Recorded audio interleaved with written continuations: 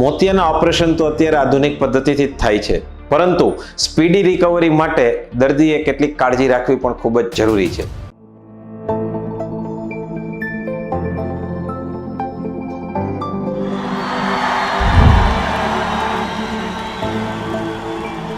નમસ્તે, હું ડોક્ટર પિયુષ સોનડકટ, આંખના સર્જન, શ્રદ્ધા આંખની hospital and laser centre, Rajkot.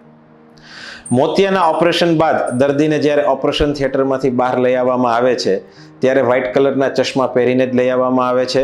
કોઈ પણ પ્રકારનો પાટોપટ્ટી મારવામાં આવતા નથી. પહેલે દિવસે રાત્રે પણ ચશ્મા પહેરી રાખવાના હોય છે. બીજા દિવસથી ફક્ત દિવસ દરમિયાન ચશ્મા પહેરવાના હોય છે. દર્દીને આપેલી સૂચના મુજબ આંખમાં નાખવાના ટીપા પહેલા દિવસથી જ શરૂ કરી દેવાના હોય છે. 2 ટીપા વચ્ચે 5 મિનિટનો ગેપ રાખી શકાય. ઓપરેશન બાદ જે આંખમાં ઓપરેશન થયું હોય તે પડખે પ્રથમ દિવસે સૂવું નહીં. બીજા દિવસથી બંને પડખે સૂઈ શકાય છે. ઓપરેશનના બીજા દિવસથી ગળાની નીચેના ભાગમાં સ્નાન કરી શકાય છે. પુરુષો શેવિંગ કરી શકે છે, પરંતુ શેવિંગ કર્યા બાદ આંખમાં પાણીની છાલક મારવી નહીં. આંખમાં ટીપા નાખવાને કારણે જે ચિકાસ થઈ જાય છે તે નવશેકા ગરમ પાણીથી અથવા મેડિકેટેડ વાઇપ્સથી ક્લીન કરી શકાય છે. આંખના ઓપરેશન બાદ સ્ત્રીઓ ચશ્મા પહેરીને રસોઈ કરી શકે છે. આંખના ઓપરેશન બાદ પહેલા દિવસે સામાન્ય ખટકો આવવો, પાણી નીકળવું, ઝાંખું દેખાવું આ સામાન્ય ઘટના છે. તેની કોઈ ચિંતા કરવાની જરૂર હોતી નથી. આજના આધુનિક સમયમાં હંમેશા દર્દીનો પ્રશ્ન હોય છે કે હું મોબાઈલ, કોમ્પ્યુટર કે ડિજિટલ ગેજેટ્સનો વપરાશ ક્યારે કરી શકું.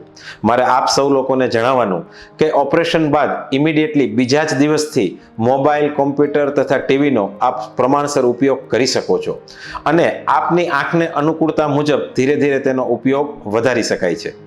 ઓપરેશન બાદ થોડા દિવસ સુધી ડ્રાઇવિંગ કરવું હિતાવહ નથી. પછી દર્દી પોતાના આત્મવિશ્વાસ મુજબ ડ્રાઇવિંગ કરી શકે છે.